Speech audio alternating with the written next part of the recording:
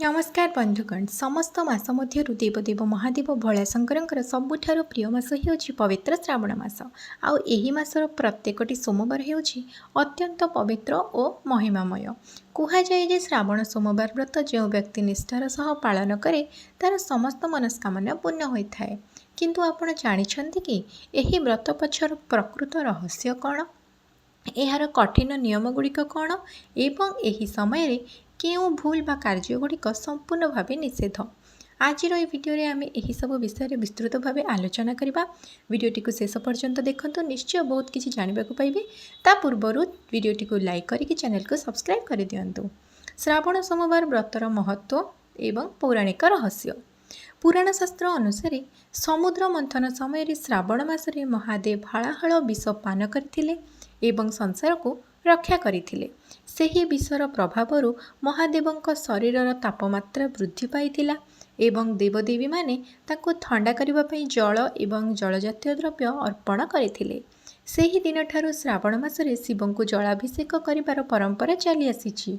ଶ୍ରାବଣ ସୋମବାର ବ୍ରତ କେବଳ ଗୋଟିଏ ବ୍ରତ ନୁହେଁ, ଏହା ହେଉଛି ଆତ୍ମାକୁ ପବିତ୍ର କରିବାର ଏକ ମାଧ୍ୟମ। अविवाहिता युवती माने भल वर प्राप्ति पाई एवं विवाहिता महिला माने निज स्वामी दीर्घायु एवं परिवारर सुख शांति पाई एही व्रत रखि थांती। एपरिक पुरुष माने मध्य निज कर्मक्षेत्रर बाधा दूर करिबा पाई एही व्रत पालन करती। श्रावण सोमवार व्रत पालनर सठिक नियम और पूजा विधि। वर्तमान आसंतु जानिबा श्रावण सोमवार व्रतर सठिक नियम एवं पूजा विधि विषय। नंबर 1 होची प्रातः स्नान। सोमवार दिन सूर्योदय पूर्व उठी स्नान करंतु। स्नान जल रे किछि कला राशि किंबा गंगा जल मिसाइबा अत्यंत शुभ होता है। नंबर 2 होची संकल्प। स्नान परे शुद्ध वस्त्र परिधान करी महादेवंक सम्मुखरे व्रतर संकल्प नियंतु। नंबर 3 होची पूजा सामग्री। शिवलिंग उपरे गंगा जल, क्षीर, दही, घी, महू पंचामृत करी अर्पण करंतु। एहा परे धला चंदन, अक्षत, बेलपत्र, दुधुरा फूल एवं नाली फूल चढ़ातु। नंबर 4 होची मंत्र जप। पूजा समय ओं नमः शिवाय किंबा महामृत्युंजय मंत्र निरंतर भावे जप करंतु। नंबर 5 होची व्रत कथा श्रवण।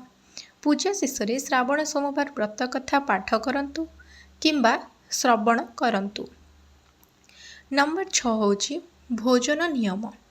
एही व्रत दिन केवल थरे फलाहार किंबा सूर्यास्त परे सात्विक भोजन ग्रहण करिबार नियम रहिअछि।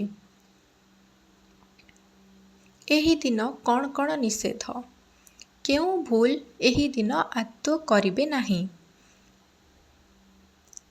बंधुगण जेपरी व्रतर नियम पालन जरूरी, सेहीपरि श्रावण सोमवार दिन एमिति किछि काम रहिछि जहा करिबा संपूर्ण भावे निषेध।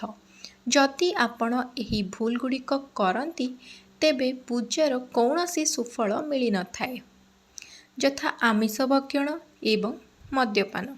श्रावण मास एवं विशेषकर सोमवार दिन भूल रे भी आमिष किंबा मद्यपान करंतु नाही। एपरिक पियाज रसुण मध्य वर्जन करने उचित। काहा प्रति क्रोध बा कटु शब्द प्रयोग। एही पवित्र दिन रे काहाको असम्मान करंतु नाही। मनरे क्रोध किंबा हिंसा भाव आदौ रखंतु नाही। कला रंगर वस्त्र पिंधिबा। पूजा समय कला रंगर कपड़ा पिंधिबा को अशुभ मना जाए, बरं धला, हलदिया किंबा नाली रंगर वस्त्र पिंधिबा श्रेयकर अटे। शिवलिंगरे केंदु फूल बा किछि निषेध द्रव्य चढ़ाइबा। शिव पूजारे केतकी फूल, नड़िया पानी, किछि मतरे शिवलिंगरे सीधा सड़क शंखरे जल ढालिबा बारण थाए एवं हलदी कुंकुम सीधा सड़क शिवलिंगरे लगाइबा निषेध अटे। दिन रे सोइबा। व्रत रखिथिबा व्यक्ति माने दिन बेला सोइबा उचित नुहे। मन को भगवत भजन रे नियोजित रखिबा उचित एवं महामृत्युंजय मंत्र नियमित पाठ करिबा उचित। श्रावण सोमवार पौराणिक कहानी। पुराण रे वर्णित एक कहानी अनुसार एक सहर रे जणे धनी व्यापारी थिले, जी श्रावण सोमवार व्रत निष्ठारे पालन करुथिले। ତାଙ୍କର କୌଣସି ସନ୍ତାନ ନଥିବାରୁ ସେ ଶିବ ଓ ମାତା ପାର୍ବତୀଙ୍କୁ ଆରାଧନା କରି ଏକ ପୁତ୍ର ପ୍ରାପ୍ତ କଲେ। କିନ୍ତୁ ସେହି ପୁତ୍ରର ଆୟୁଷ ମାତ୍ର 12 ବର୍ଷ ଥିଲା। ପରେ ଭଗବାନ ଶିବଙ୍କ କୃପା ଏବଂ ମାତା ପାର୍ବତୀଙ୍କର ଆଶୀର୍ବାଦରୁ ସେହି ବାଳକର ଆୟୁଷ ବୃଦ୍ଧି ପାଇଥିଲା। ଏହି କାହାଣୀ ଆମକୁ ଶିକ୍ଷା ଦିଏ ଯେ ଯେଉଁ ବ୍ୟକ୍ତି ସଚ୍ଚା ମନରେ ଶ୍ରାବଣ ସୋମବାର ବ୍ରତ କରେ, ମହାଦେବ ତାର ସମସ୍ତ ଅସମ୍ଭବ ବିପଦକୁ ମଧ୍ୟ ଟାଳି ଦିଅନ୍ତି। ତେଣୁ ବନ୍ଧୁଗଣ, ଆଗାମୀ ଶ୍ରାବଣ ସୋମବାରମାନଙ୍କରେ ଆପଣ ମଧ୍ୟ ଏହି ନିୟମ ଓ ନିଷେଧଗୁଡ଼ିକୁ ମାନି ଭଗବାନ ଶିବ ଏବଂ ମାତା ପାର୍ବତୀଙ୍କର କୃପା ଲାଭ କରନ୍ତୁ। ଆପଣଙ୍କ ଜୀବନର ସମସ୍ତ ଦୁଃଖ ଦୂର ହେଉ ଏବଂ ମହାଦେବଙ୍କ ଅସୀମ ଆଶୀର୍ବାଦ ଆପଣଙ୍କ ପରିବାର ଉପରେ ରହୁ। ଏତିକି କାମନା କରି ଆଜିର ଏହି ଭିଡ଼ିଓଟିକୁ ଏହିଠାରେ ଶେଷ କରୁଛି। ଯଦି ଭିଡ଼ିଓଟି ଆପଣମାନଙ୍କୁ ଭଲ ଲାଗିଥାଏ ତେବେ ଏହାକୁ ଲାଇକ୍ ଏବଂ ସେୟାର କରନ୍ତୁ। ଆମ ଚ୍ୟାନେଲକୁ ଏପରି ଅଧିକ ଧର୍ମୀୟ ଓ ଭକ୍ତିଭରା ଭିଡ଼ିଓ ପାଇଁ ସବସ୍କ୍ରାଇବ୍ କରିବାକୁ ଆଦୌ ଭୁଲନ୍ତୁ ନାହିଁ। ଜୟ ଜଗନ୍ନାଥ।